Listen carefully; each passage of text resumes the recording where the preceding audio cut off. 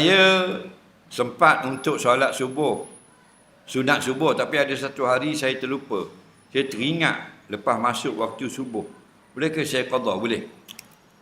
Siapa yang selalu semayang suatu ibadat, contoh dia selalu semayang sunat subuh, atau dia selalu semayang sunat witir, atau dia selalu semayang duha, ada satu hari dia terlupa, dia teringat pada waktu yang bukan waktu duha dah, dia boleh qada. Okey. Contoh setiap malam dia semayang witir. Faham? Setiap malam dia semayang witir. Esok dia pukul 11 pagi atau pukul 10 lepas duha, dia tengok, malam dak semayang witir. Tak ingat. Lepas duha tu boleh qada witir. Faham lagi?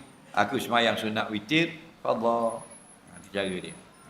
Dalil. Nabi teman nasiya an salatin fal yusalliha iza zakaraha. Barang siapa terlupa mengerjakan satu solat, solatin baca dengan nakirah, boleh semayang fardu, boleh semayang sunat, faham? Maka hendaklah dikerjakan semayang yang dilupa tadi apabila dia sudah teringat.